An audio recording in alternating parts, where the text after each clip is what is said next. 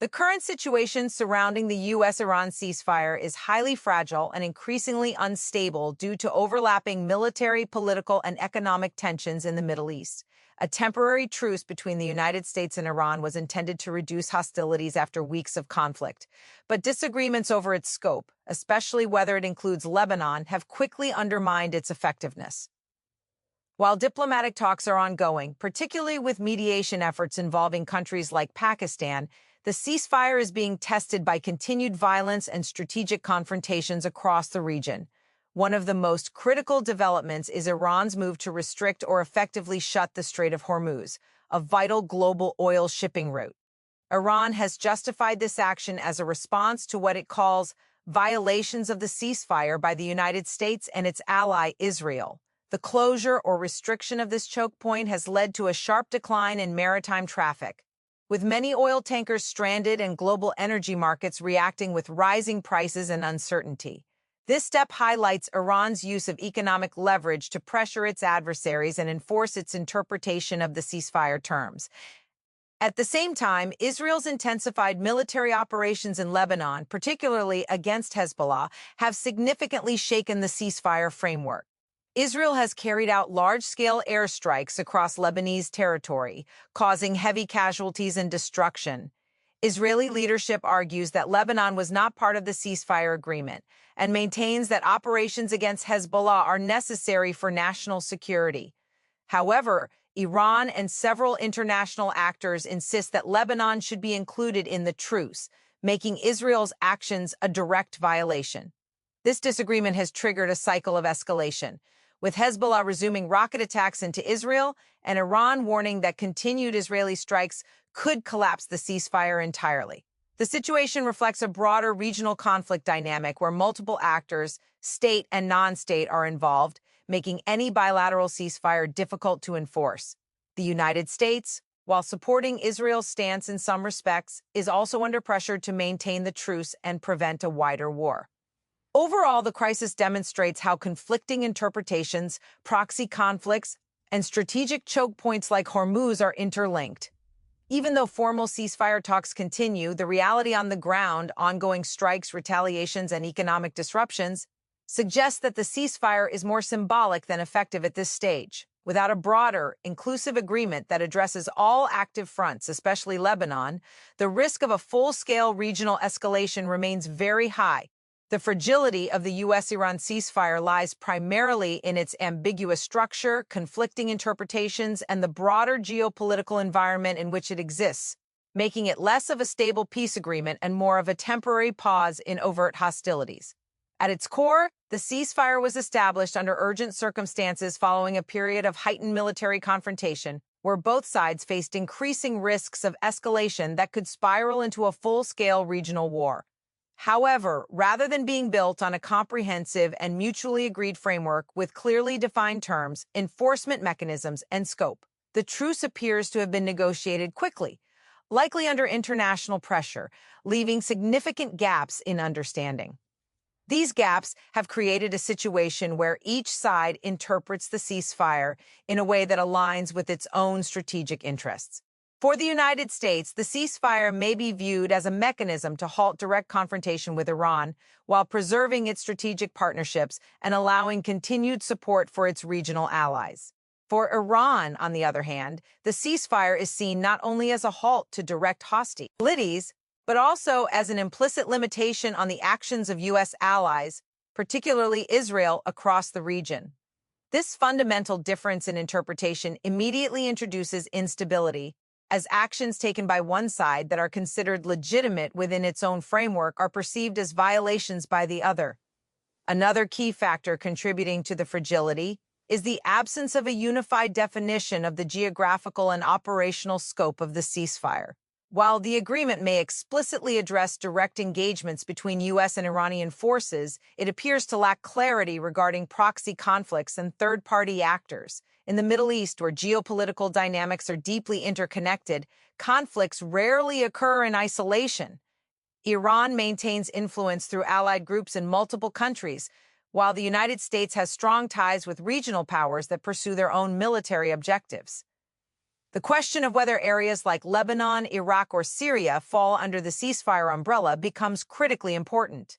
If one party assumes that the ceasefire extends to these regions while the other does not, then military actions in these areas can quickly undermine the entire agreement. This ambiguity is particularly dangerous because it creates a constant risk of miscalculation. A strike intended as a localized or defensive action could be interpreted as a broader violation, prompting retaliation and escalating tensions beyond control. The lack of a robust enforcement and monitoring mechanism further exacerbates the situation. Effective ceasefires typically rely on neutral observers, verification systems, and clearly defined consequences for violations. In this case, there appears to be no universally accepted authority responsible for monitoring compliance or adjudicating disputes. Without such a mechanism, accusations of violations become politicized, with each side presenting its own narrative to the international community. This not only erodes trust, but also makes it difficult to resolve disagreements through diplomatic channels. Instead of having a structured process for addressing grievances, the parties may resort to unilateral actions, such as military responses or economic measures, which further destabilize the situation. The absence of enforcement also means that smaller or indirect violations can accumulate over time, gradually weakening the ceasefire until it effectively collapses. Trust deficit is another critical element undermining the ceasefire stability. The relationship between the United States and Iran has been characterized by decades of hostility, marked by sanctions, proxy conflicts, and mutual suspicion. In such an environment, even minor actions are often interpreted through a lens of distrust. For example, routine military movements, defensive deployments, or even political statements can be perceived as aggressive signals.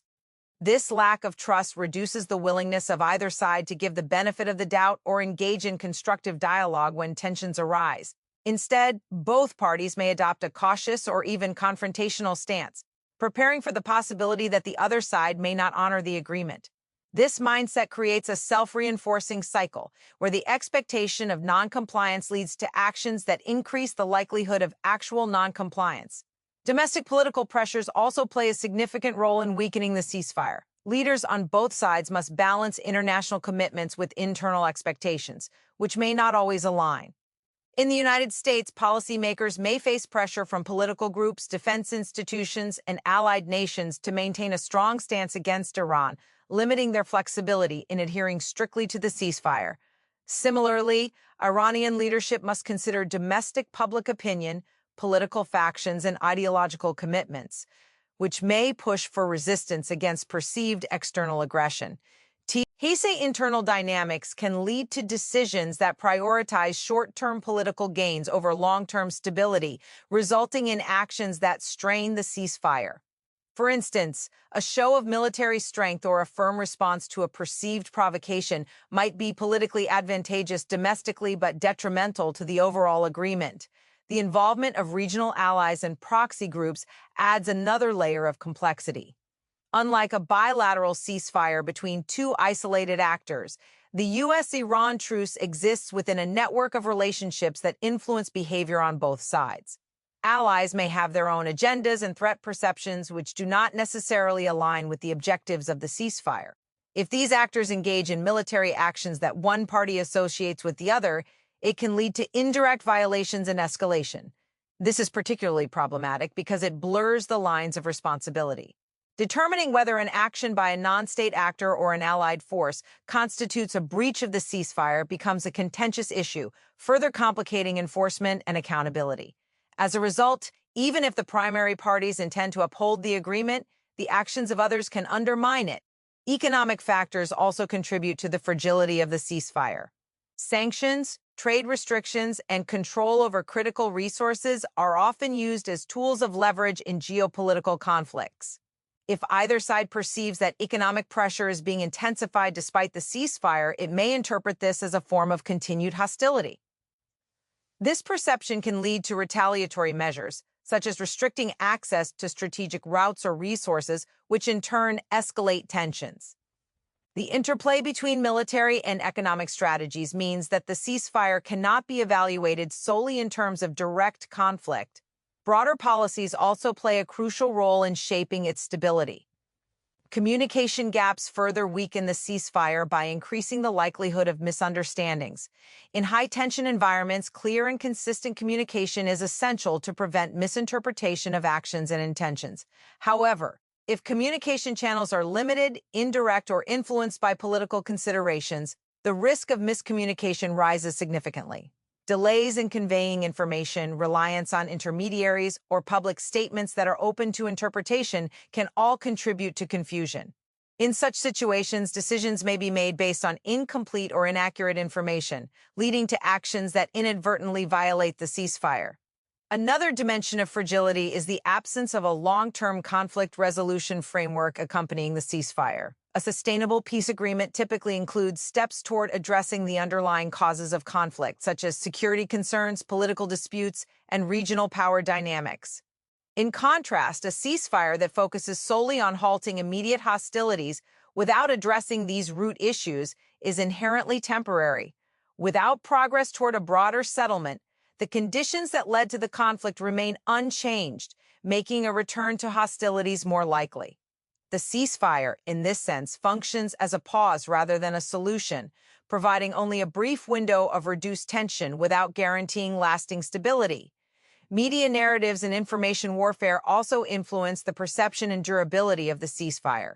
In modern conflicts, information is a powerful tool, and both sides may use media to shape public opinion and international perception. Violating the ceasefire or acting in bad faith can polarize audiences and reduce the space for diplomatic compromise. If domestic or international audiences are convinced that the other side is responsible for undermining the agreement, leaders may face increased pressure to respond assertively, further straining the ceasefire. Finally, the broader strategic competition in the region ensures that the ceasefire remains under constant pressure. The Middle East is characterized by shifting alliances, power struggles, and competing interests among multiple actors. In such an environment, even a well-structured ceasefire would face challenges, and a fragile one is particularly vulnerable. Any development, whether it is a military action, political shift, or economic decision, can have ripple effects that impact the stability of the agreement. The interconnected nature of these factors means that the ceasefire is not just dependent on the actions of the United States and Iran, but also on the broader regional and global context. In summary, the fragility of the U.S.-Iran ceasefire stems from a combination of ambiguous terms, conflicting interpretations, lack of enforcement mechanisms, deep-seated mistrust, domestic political pressures, involvement of allies and proxies, economic tensions, communication gaps, absence of a long-term resolution framework, and the influence of media narratives and regional dynamics. Each of these factors interacts with the others, creating a complex and unstable environment where even minor incidents can escalate into significant challenges for the ceasefire. As a result, maintaining the truce requires not only restraint from the primary parties, but also careful management of a wide range of interconnected issues, making it an inherently delicate and uncertain arrangement. The closure or restriction of the Strait of Hormuz by Iran represents one of the most significant and destabilizing developments in the ongoing crisis, not only because of its immediate geopolitical implications, but also due to its far-reaching economic consequences on a global scale, making it a central pressure point in the fragile ceasefire environment. The Strait of Hormuz is widely recognized as one of the most critical maritime corridors in the world, serving as the primary transit route for a substantial portion of global oil and liquefied natural gas exports, particularly from major Gulf producers such as Saudi Arabia, United Arab Emirates, Kuwait, and Iraq. Any disruption in this narrow waterway, which at its narrowest point is only a few kilometers wide, has an immediate and profound impact on global energy markets, shipping routes, and economic stability. By moving to shut down or heavily restrict passage through this choke point, Iran is effectively leveraging one of its most powerful strategic assets to exert pressure on both regional adversaries and the broader international community, signaling that it is willing to escalate beyond conventional military means and into the realm of economic warfare. Iran's decision to close or disrupt the strait is deeply rooted in its broader strategic doctrine, which emphasizes asymmetric responses to perceived threats and the use of geographic advantages to counterbalance military disparities with powers like the United States, rather than engaging in direct large-scale confrontation, which could be costly and unpredictable. Iran has historically relied on tactics that can impose significant costs on its adversaries without requiring equivalent levels of military expenditure. The Strait of Hormuz provides an ideal platform for such a strategy, as even limited actions such as deploying naval mines, conducting military exercises, harassing commercial vessels, or issuing warnings can create enough uncertainty to disrupt shipping traffic. In the current context, the closure is being framed by Iran as a defensive and retaliatory measure in response to what it perceives as violations of the ceasefire, particularly actions linked to U.S. allies in the region. This framing allows Iran to justify its actions domestically and internationally, while placing the burden of escalation on its adversaries. The economic ramifications of this move are immediate and far-reaching, as global oil markets are highly sensitive to supply disruptions, especially in a region that accounts for a significant share of the world's energy exports. When the strait is closed or deemed unsafe, oil tankers are either delayed, rerouted, or halted entirely, leading to a reduction in available supply on the global market. This in turn drives up oil prices, increases transportation costs, and creates volatility in financial markets.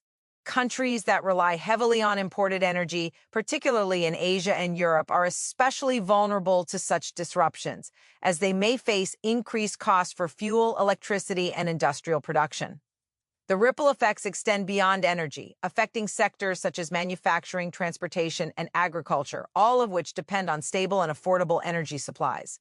In this way, Iran's actions in the Strait of Hormuz have a multiplier effect, amplifying the impact of regional tensions on the global economy. From a geopolitical perspective, the closure of the strait introduces a complex dilemma for the international community, particularly for countries with a vested interest in maintaining the free flow of trade through this vital corridor. On one hand, there is a strong incentive to avoid direct military confrontation with Iran, which could escalate into a broader conflict with unpredictable consequences. On the other hand, allowing the closure to persist without response could set a precedent that undermines the principle of freedom of navigation, a cornerstone of international maritime law. This tension creates a challenging environment for decision-makers, who must balance the need to uphold international norms with the risk of further escalation. For the United States and its allies, the situation is particularly delicate, as any attempt to reopen the strait through military means could be interpreted by Iran as an act of aggression, potentially leading to a breakdown of the ceasefire and a wider regional conflict. The strategic importance of the strait also means that its closure has implications for military planning and security dynamics in the region. Naval forces from multiple countries may increase their presence in nearby waters to monitor the situation, protect commercial vessels, and deter potential threats.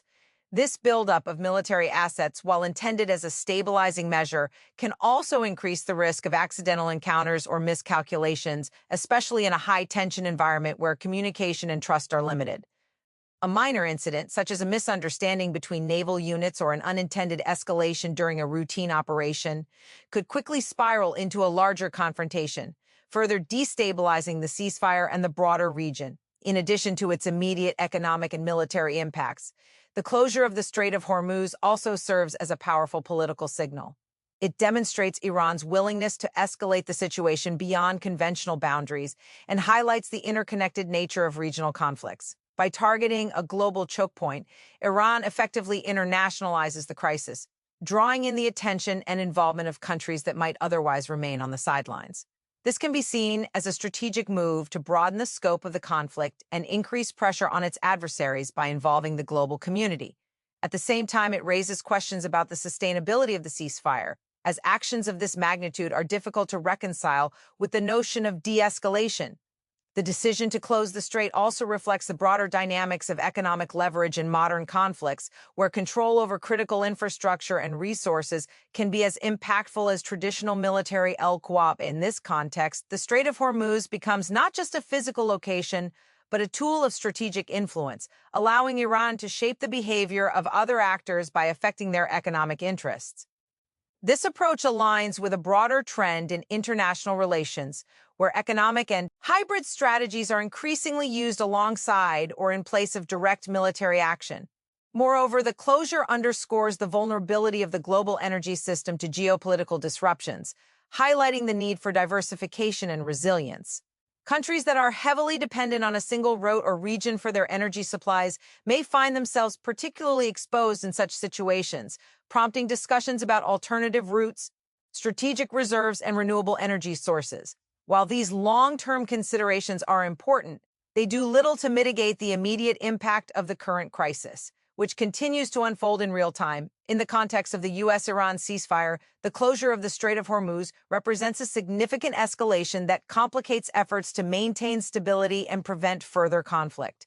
It introduces a new dimension to the crisis, where economic and strategic considerations intersect with military and political factors, creating a highly complex and volatile situation. The move not only challenges the effectiveness of the ceasefire, but also raises broader questions about the ability of international mechanisms to manage such crises in an increasingly interconnected world. As tensions continue to evolve, the Strait of Hormuz remains a focal point of concern, symbolizing both the risks and the strategic calculations that define the current geopolitical landscape. The escalation of military operations by Israel in Lebanon represents one of the most critical and destabilizing elements affecting the already fragile ceasefire dynamics in the region, as it introduces a complex layer of conflict that goes beyond the direct understanding between the United States and Iran and brings into question the very scope and applicability of the ceasefire agreement. At the heart of this issue lies a fundamental disagreement over whether Lebanon, and more specifically the activities of Hezbollah, fall within the boundaries of the ceasefire framework. Israel has maintained that its operations in Lebanon are independent of the ceasefire, arguing that its military actions are defensive in nature and aimed at neutralizing threats posed by Hezbollah, which it considers a direct and ongoing security risk.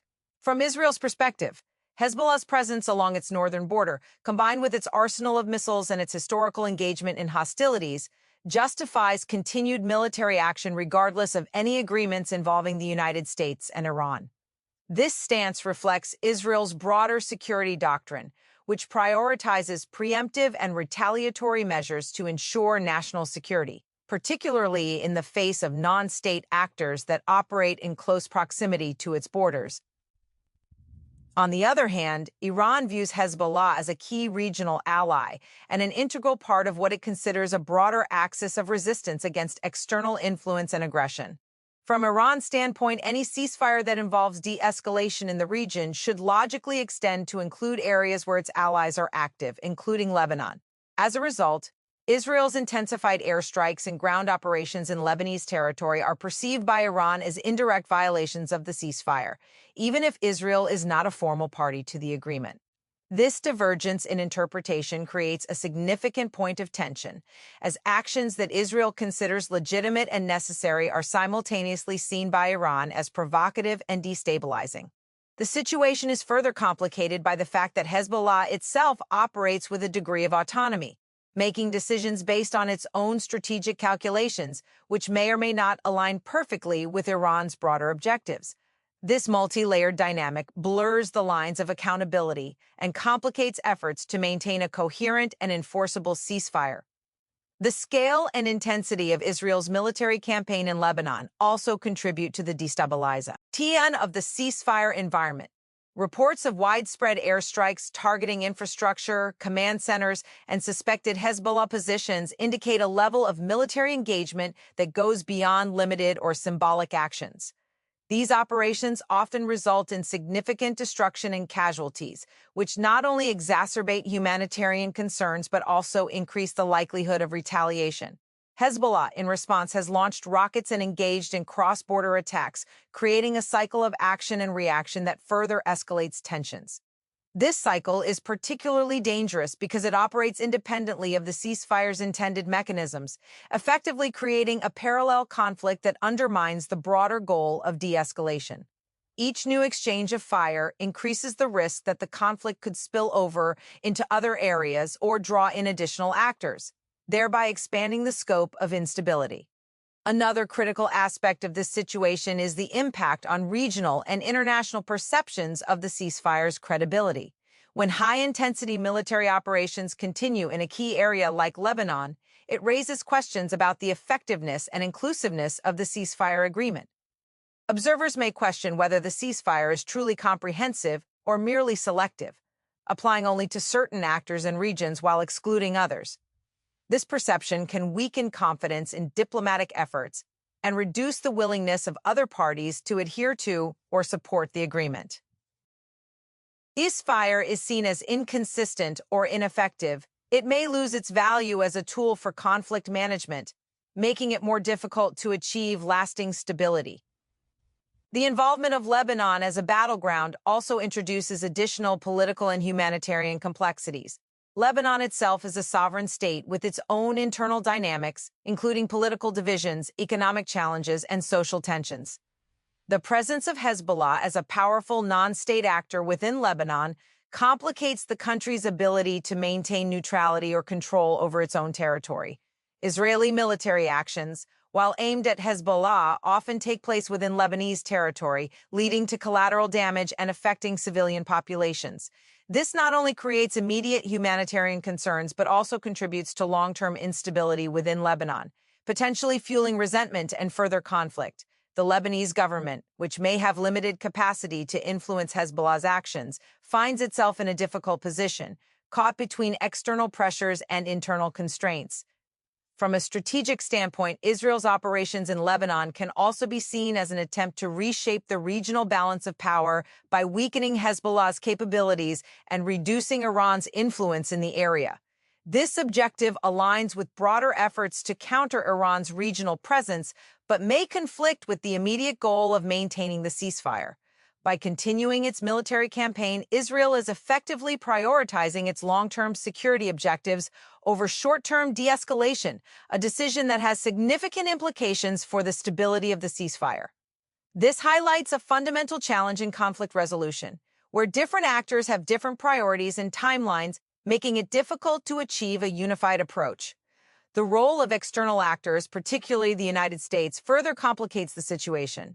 As a key ally of Israel and a party to the ceasefire with Iran, the United States faces a delicate balancing act. On one hand, it seeks to support Israel's security concerns and maintain its strategic partnership. On the other hand, it has an interest in preserving the ceasefire and preventing a broader regional conflict. This dual role can lead to mixed signals and policy inconsistencies, which may be interpreted differently by various actors. For Iran, continued U.S. support for Israel, even in the context of operations in Lebanon, may be seen as contradictory to the spirit of the ceasefire, further eroding trust and increasing tensions. Communication challenges also play a significant role in exacerbating the situation. In a complex and rapidly evolving conflict environment, the lack of clear and consistent communication between parties can lead to misunderstandings and misinterpretations.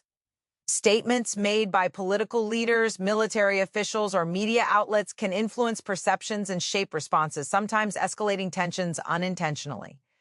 Without effective communication channels and mechanisms for resolving disputes, even minor incidents can take on greater significance, contributing to the overall instability of the ceasefire.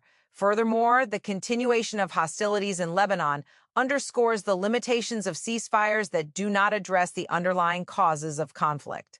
The tensions between Israel and Hezbollah are rooted in long-standing political, ideological, and territorial disputes that cannot be resolved through a temporary cessation of hostilities. Without addressing these fundamental issues, any ceasefire that excludes or inadequately considers this dimension is likely to face ongoing challenges. The situation in Lebanon, therefore, serves as a reminder that sustainable peace requires comprehensive solutions that take into account the interests and concerns of all relevant actors. In conclusion, Israel's military campaign in Lebanon significantly destabilizes the U.S.-Iran ceasefire by introducing a parallel conflict that is deeply intertwined with broader regional dynamics. The lack of agreement on whether Lebanon is included in the ceasefire, combined with the intensity of military operations, the involvement of Hezbollah, and the broader geopolitical context, creates a highly volatile situation. This not only undermines the effectiveness of the ceasefire, but also increases the risk of further escalation. highlighting the challenges of managing complex, multi-actor conflicts in a region marked by deep-seated tensions and competing interests. Explain the fourth main point in 2,000 words in a paragraph. The role of proxy groups such as Hezbollah in the ongoing crisis represents one of the most complex and destabilizing dimensions of the broader conflict, as it introduces indirect channels of confrontation that significantly complicate the implementation and sustainability of the ceasefire between United States and Iran, turning what might otherwise be a bilateral agreement into a multi-layered and unpredictable regional struggle. Proxy groups are armed non-state actors that operate with varying degrees of support, coordination, or alignment with state sponsors. And in the context of the Middle East, they have long been central to the projection of influence by regional powers. Hezbollah, in particular, is widely regarded as one of the most capable and organized such groups, with a significant military infrastructure, political presence within Lebanon, and long-standing ties to Iran. Its role in the current crisis highlights how proxy actors can act both as instruments of state strategy and as independent entities with their own objectives, thereby creating a highly intricate web of interactions that challenge traditional notions of ceasefire enforcement and conflict resolution. From Iran's perspective, Hezbollah serves as a strategic extension of its regional influence, providing it with the ability to exert pressure on adversaries without engaging in direct confrontation. This approach aligns with Iran's broader doctrine of asymmetric warfare, which seeks to offset conventional military disadvantages by leveraging indirect means. Through its relationship with Hezbollah, Iran can influence developments along Israel's northern border, shape the security environment in Lebanon, and send signals to its adversaries about its capabilities and resolve. However, this relationship does not necessarily imply absolute control. Hezbollah has its own leadership structure, strategic priorities, and domestic considerations, which means that its actions may not always perfectly align with Iran's intentions. This semi-autonomous nature of proxy groups introduces a level of unpredictability, as decisions made on the ground may be driven by local dynamics rather than overarching geopolitical strategies. For Israel, Hezbollah represents one of the most immediate and persistent security threats, given its proximity, military capabilities, and history of conflict. As a result, Israel's military doctrine emphasizes the need to deter and, if necessary, degrade Hezbollah's operational capacity through preemptive or retaliatory strikes. In the context of the ceasefire, this creates a fundamental tension, as Israel's actions against Hezbollah may be viewed as separate from the U.S.-Iran agreement but are perceived by Iran as part of a broader pattern of hostility. When Hezbollah responds to Israeli strikes with rocket attacks or other forms of retaliation, it further escalates the situation, creating a cycle of action and reaction that operates outside the formal boundaries of the ceasefire.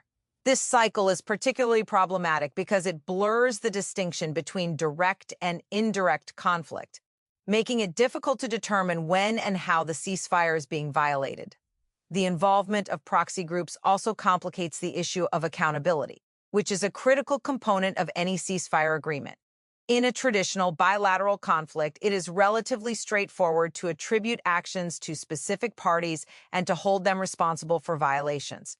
However, when proxy actors are involved, the lines of responsibility become less clear. If Hezbollah launches an HML or engages in military activity, the question arises as to whether Iran should be held accountable as its sponsor or whether Hezbollah's actions should be considered independent. Similarly, if Israel conducts operations in response to Hezbollah's actions, Iran may interpret this as an indirect attack on itself, even if the United States is not directly involved. This ambiguity creates a situation where each side can justify its actions while accusing the other of violations, undermining trust and making it difficult to maintain the ceasefire. Another important aspect of the role of proxy groups is their ability to sustain conflict even in the absence of direct engagement between major powers. The ceasefire between the United States and Iran may reduce the likelihood of direct confrontation, but it does not necessarily address the underlying dynamics of proxy conflicts, which can continue independently. In this sense, proxy groups act as both a pressure valve and a destabilizing force. On one hand, they allow state actors to avoid direct LHRB while still pursuing their strategic objectives. On the other hand, their actions can escalate tensions and potentially draw state actors back into direct conflict. This dual role makes proxy groups a central factor in the persistence of instability, as they can both mitigate and exacerbate conflict depending on the circumstances. The operational tactics of proxy groups further contribute to the complexity of the situation. Unlike conventional military forces, which operate within clearly defined structures and QWACD engagement, proxy groups often employ guerrilla tactics, asymmetric strategies, and decentralized command systems. This makes their actions more difficult to predict and counter, as well as more likely to result in unintended escalation. For example, a localized skirmish or a limited rocket attack can quickly trigger a disproportionate response, leading to a broader confrontation. The decentralized nature of these groups also means that even if their leadership seeks to adhere to a ceasefire, individual units or commanders may act independently, either intentionally or due to miscommunication. The presence of proxy groups also has significant implications for the humanitarian situation on the ground. Conflicts involving such actors often take place in densely populated areas, increasing the risk of civilian casualties and damage to infrastructure. In the case of Hezbollah's operations in Lebanon, Israeli responses often involve airstrikes and other forms of military curving that can have widespread effects on civilian populations. This not only exacerbates human suffering, but also fuels resentment and prolongs the cycle of conflict, as affected communities may become more supportive of resistance efforts. The humanitarian dimension adds another layer of complexity to the ceasefire, as it highlights the broader consequences of proxy warfare beyond immediate military considerations. From a diplomatic perspective, the involvement of proxy groups makes it more challenging to negotiate and implement effective agreements. Unlike state actors, which can be represented in formal negotiations and held accountable through international mechanisms, proxy groups may not be directly involved in the negotiation process. This means that their interests and actions may not be fully considered or addressed in the terms of the ceasefire, leading to gaps that can be exploited or that may result in unintended consequences. Efforts to include or engage these groups in diplomatic processes are often complicated by their non-state status, ideological positions, and the legal and RJNTK constraints faced by state actors. The broader regional context further amplifies the impact of proxy groups on the ceasefire. The Middle East is characterized by a complex network of alliances, rivalries, and overlapping conflicts in which proxy groups play a significant role. Hezbollah is just one example, and its actions can influence or be influenced by developments in other parts of the region. This interconnectedness means that the activities of a single proxy group can have ripple effects, affecting the behavior of other actors and potentially triggering a cell of events that extend beyond the immediate area of conflict. In this way, proxy groups contribute to the overall volatility of the region, making it more difficult to achieve and maintain stability. Information and perception also play a crucial role in shaping the impact of proxy groups on the ceasefire. In an era of rapid information dissemination, actions by groups like Hezbollah are quickly reported, analyzed, and interpreted by various audiences. Competing narratives about who is responsible for escalation, who is acting in LDFDE, and who is violating the ceasefire can influence public opinion and RJNTK decision-making. This information environment can amplify tensions, as leaders may feel compelled to respond to perceived threats or to demonstrate resolve in the face of criticism. The result is a feedback loop in which actions and perceptions reinforce each other, further destabilizing the situation. In conclusion, the role of proxy groups such as Hezbollah is a central factor in the escalation and complexity of the current crisis, as it introduces indirect forms of conflict that challenge the effectiveness of the U.S.-Iran ceasefire. Their semi-autonomous nature, strategic significance, operational tactics, and impact on accountability, humanitarian conditions, and regional dynamics all contribute to a highly pickety and volatile environment. By operating in the space between state and non-state actors, proxy groups blur the lines of conflict and complicate efforts to achieve lasting peace, underscoring the need for more comprehensive approaches that address not only direct hostilities, but also the broader networks of influence and interaction that sustain them. The risk of a wider regional war emerging from the current crisis is perhaps the most serious and far-reaching consequence of the fragile ceasefire dynamics, as the convergence of multiple conflict layers, competing strategic interests, and unresolved historical tensions creates an environment in which localized confrontations can rapidly escalate into a broad, multi-country conflict involving major regional and global powers, particularly actors such as the United States, Iran, and Israel. At the core of this risk lies the interconnected nature of Middle Eastern geopolitics, where conflicts are rarely confined to a single front or bilateral dispute. Instead, they are embedded in a dense network of alliances, proxy relationships, ideological rivalries, and security concerns that span across multiple countries, including Lebanon, Syria, Iraq, and the Persian Gulf region.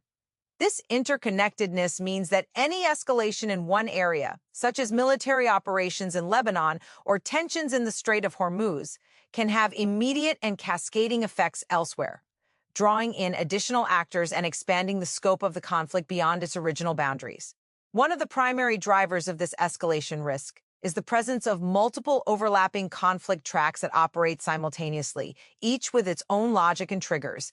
The ceasefire between the United States and Iran addresses only one dimension of the broader confrontation, namely direct hostilities between these two states, but it does not fully encompass other active conflict arenas, such as Israel's military operations against Hezbollah in Lebanon, Iranian influence in Syria and Iraq, or maritime tensions in the Persian Gulf.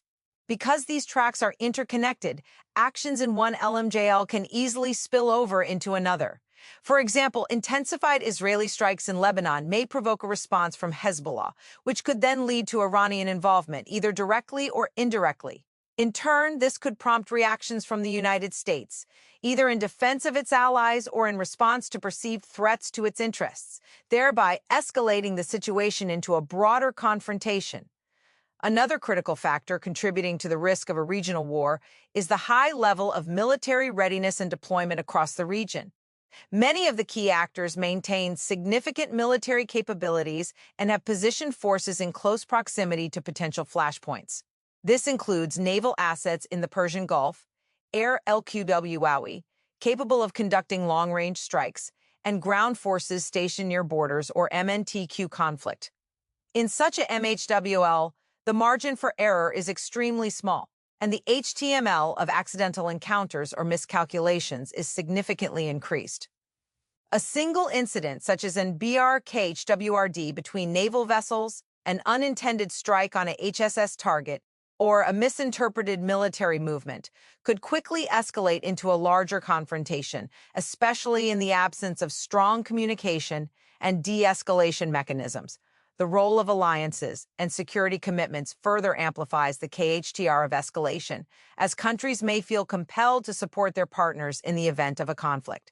The United States, for instance, has long-standing alliances with countries like Israel and maintains a strategic interest in ensuring the stability of the region and the security of key trade routes.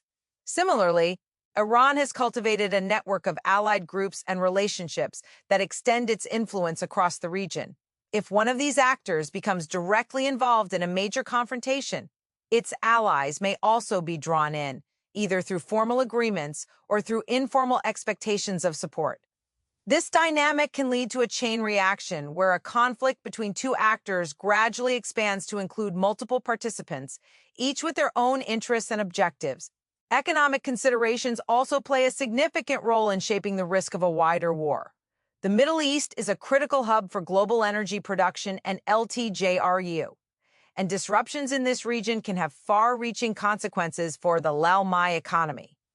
Actions such as the closure of key shipping routes, attacks on energy infrastructure, seizure, or sanctions can create significant economic pressure, which in turn may influence political and military decisions. Countries that are heavily dependent on energy imports may feel compelled to take action to secure their supplies, while those that rely on energy exports may use their resources as leverage in negotiations or conflicts. This interplay between economic and military factors adds another layer of complexity to the situation, as decisions are influenced not only by security considerations but also by economic MSLH. The absence of a comprehensive and inclusive diplomatic framework further increases the risk of escalation, as there are limited mechanisms for addressing grievances, resolving disputes, and coordinating responses among the MKHTLF actors. While the ceasefire between the United States and Iran represents an attempt to reduce tensions, it does not fully address the broader range of issues that contribute to instability in the region. Without a more comprehensive approach that includes all relevant parties and addresses the underlying causes of conflict, the ceasefire remains vulnerable to disruption.